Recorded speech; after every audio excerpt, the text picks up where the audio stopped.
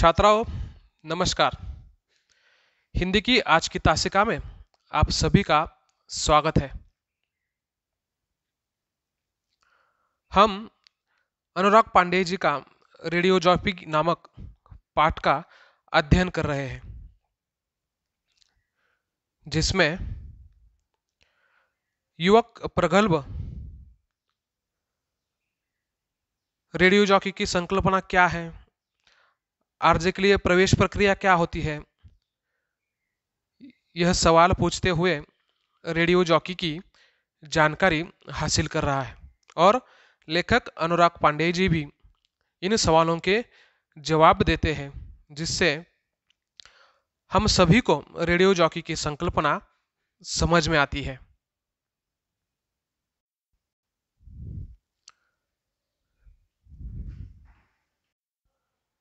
छात्राओं, radio industry एक ऐसी बड़ी फील्ड है जहां संभावनाओं की कमी नहीं है। बस आप में टैलेंट होना जरूरी है। आप कई रेडियो चैनल के लिए अप्लाई कर सकते हैं। आकाशवाणी से लेकर कई प्राइवेट एफएम चैनल हैं जो आपको जॉब दे सकते हैं। एक रेडियो जॉकी बनने के लिए यह जरूरी नहीं है कि आपके पास कोई प्रोफेशनल डिग्री हो, लेकिन फिर भी आप चाहे तो 12वीं पास करने के बाद इसके किसी डिग्री या डिप्लोमा कोर्स में एडमिशन ले सकते हैं, ताकि अपने गुणों को और अच्छे निखारा जा सके। छात्राओं, रेडियो जॉकी बनने के लिए आप 12वीं के बाद कई प्रकार के कोर्सेस कर सकते हैं, जिसमें diploma in radio programming and broadcast management यह कोर्स आप कर सकते हैं। इसके अलावा diploma in radio production and radio jockey यह भी कोर्स आप 12वीं के बाद कर सकते हैं। इसके अलावा post graduate diploma in radio and broadcast management यह कोर्स भी आप 12वीं के बाद कर सकते हैं, ताकि आप अच्छी तरह से एक सफल रेडियो जॉकी बन सके।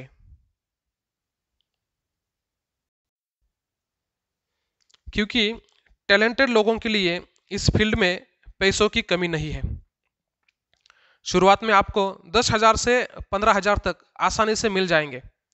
कुछ सालों में अनुभव के बाद आपको इस फील्ड में अच्छा पैसा मिल सकता है और अपनी जिंदगी भी खुशहाली से भर सकते हैं। छात्राओं, अगर आप में से किसी को 12वीं के बाद रेडियो जॉकी बनना है और आपको रेडियो जॉकी के लिए आवश्यक कोर्स करना है, तो यह कोर्स हम कहाँ कर सकते हैं, इसकी जानकारी अब हम देखते हैं। Radio city school of broadcasting Mumbai, यहाँ पर आप यह कोर्स कर सकते हैं। Indian Institute of Mass Communication New Delhi, Xavier Institute of Communication Mumbai, यहाँ पर आप यह कोर्स कर सकते हैं।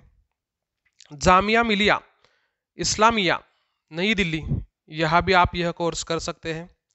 द मुद्रा institute of Mass communication Ahmedabad, यहाँ पर भी आप यह कोर्स कर सकते हैं। माखनलाल चतुर्वेदी राष्ट्रीय पत्रकारिता विश्वविद्यालय भोपाल, यहाँ पर भी आप यह कोर्स कर सकते हैं। तो आप में से किसी को करियर की दृष्टि से 12वीं के बाद अगर रेडियो जॉकी बनना है तो तय कीजिए और आप एक अच्छे रेडियो जॉकी भी बन सकते हैं। तो छात्राओं, हम देख रहे थे इस पाठ में कि युवक प्रगल्भ लेखक अनुराग जी से सवाल कर रहा है रेडियो जॉकी से संबंधित जानकारी हासिल करने के लिए, और वह अनुराग जी भी इन सभी सवालों के जवाब दे रहे हैं। तो आरजे के कार्य का आजीविका का साधन हो सकता है, यह सवाल प्रगल्भ पूछता है, और जवाब में अनुराग जी कहते हैं, निस्संदेह इस क्षेत्र में रोजगार के विपुल अवसर उपलब्ध है।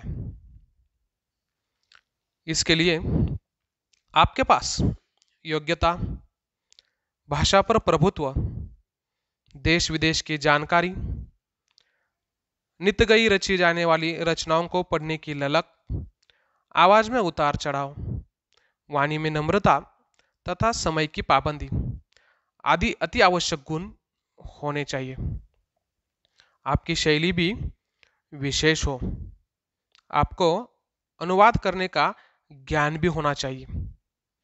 कई रेडियो स्टेशन है जहां रेडियो जॉकी की आवश्यकता होती है। आप अपने कार्य का प्रारंभ अपने क्षेत्रीय रेडियो स्टेशन से कर सकते हैं। अनुभव प्राप्त होने के बाद बड़े रेडियो स्टेशन पर आपको काम करने के अवसर मिल सकते हैं।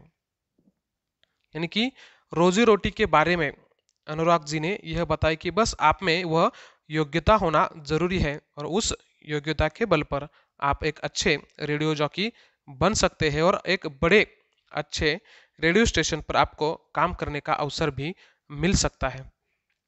अगला सवाल प्रगल्भ करता है, क्या आरजे बनने के लिए प्रशिक्षण संस्थान से प्रशिक्षण प्राप्त करना आवश्यक है?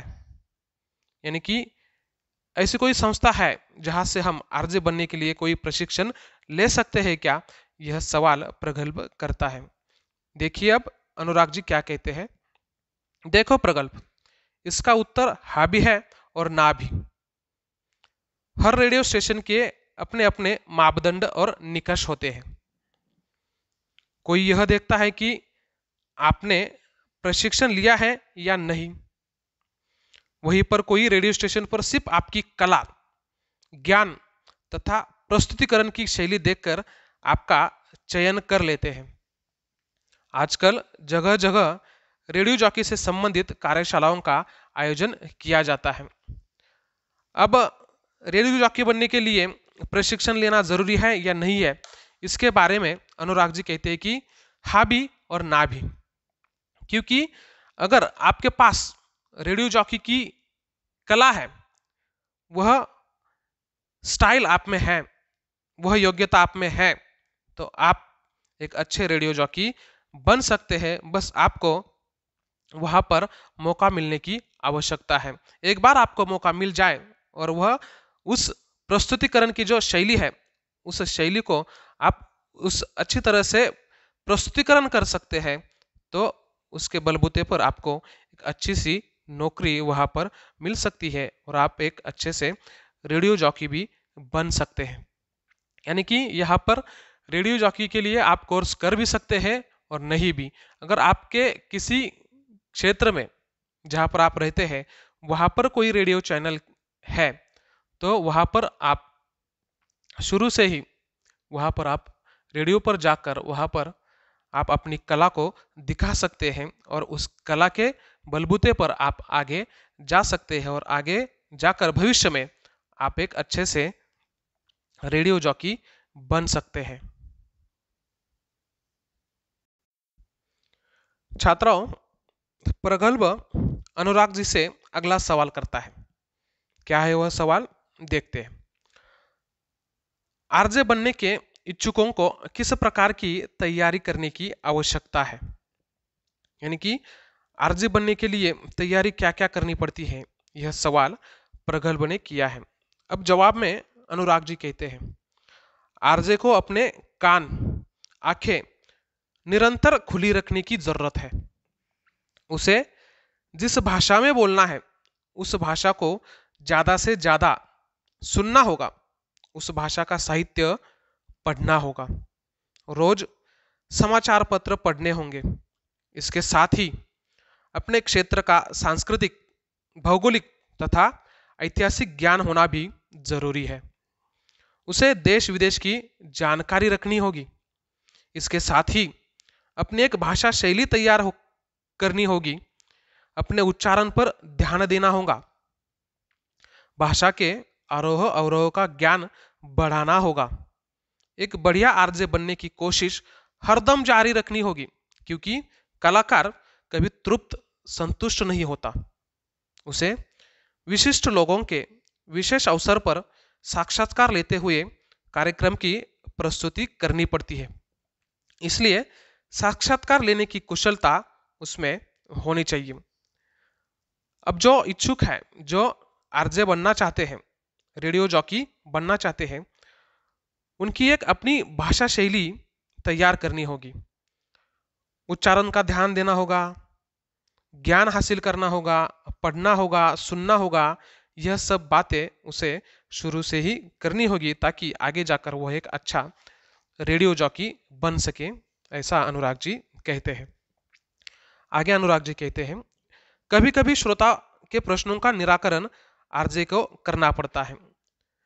कभी कभी श्रोता फोन से सवाल करते हैं और उन प्रश्नों के जवाब आरजे को देने होते हैं।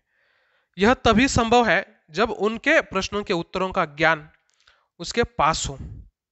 कई बार श्रोता अपनी जिंदगी से निराश होकर आरजे को फोन करते हैं, तब उन्हें प्रोत्साहन के लिए आरजे का अपना मनोविश्लेषणात्मक अध्ययन उपयोगी आता है। मनोविश्लेषणात्मक यानी कि साइकोलॉजिकल, मनोवैज्ञानिक जो ज्ञान है वह वहां पर उपयोगी होता है। कई बार परीक्षाओं के पहले कुछ विद्यार्थियों के फोन आते हैं। अनुराग जी कहते हैं कि परीक्षा के दौरान उसके पहले कुछ छात्रों के फोन आते हैं। कहते हैं, कल से परीक्षा शुरू हो रही है और मुझे बहुत टेंशन हो रहा है। लगता है कि मैंने जो पढ़ा है मुझे ऐन मौके पर याद नहीं आएगा। मैं क्या करूं, मेरी समझ में नहीं आ रहा है। ऐसी स्थिति में मैं उनका मनोबल बढ़ाने का काम करता हूं और कहता हूं, आपके मन में आने वाले विचार बहुत स्वाभाविक है। इस प्रश्न के विचार आपको स्ट्रेस के कारण आते हैं।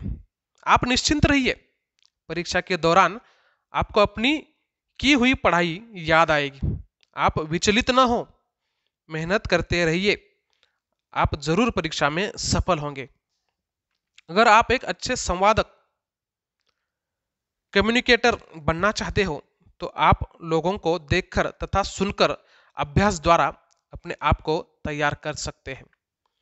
जब आप अपनी कही हुई बात को दोबारा सुनते हैं तो आपको लगता है कि देखकर तथा सुनकर अभ्यास द्वारा अपने आप को तैयार कर सकता है। जब आप अपनी कही हुई बात को दोबारा सुनते हैं तो आपको लगता है कि इसे आप और अच्छी तरह से प्रस्तुत कर सकते हैं। इस तरह आप स्वयं अपना गुरु बन सकते हैं। यदि आपको सफल आरजे बनना है तो आपकी भाषा सहज, सरल, संतुलित, रोचक तथा प्रवाहमयी होनी चाहिए, जो श्रोताओं की समझ में आसानी से आ जाए और उनका मनोरंजन भी हो, साथ में उन्हें ज्ञान भी मिले। तो छात्राओं, अनुराग जी के इस विश्लेषण से हमें यह पता अथवा जानकारी मिलती है कि एक आरजे की जो भाषा शैली है, उस भाषा शैली पर ही बहुत सारा उसका भविष्य निर्भर रहता है। क्योंकि जो हम बोलते हैं वह बोलने की एक शैली होनी चाहिए और उस शैली में भाषा का सहजता, सरलता, संतुलितता, रोचकता तथा वह शैली जो है वह प्रवाहमयी होनी चाहिए, ताकि उस कला के जरिए हम एक अच्छे आरजे बन सकते हैं, लोग भी हमें पसंद कर सकते हैं। छात्राओं, आज हम यहाँ पर ही रुकते हैं। अगली तासिका में फिर प्रगल्भ जी अथवा वह युवक अनुराग जी से क्या क्या सवाल करता है यह हम देखेंगे। तब तक के लिए धन्यवाद।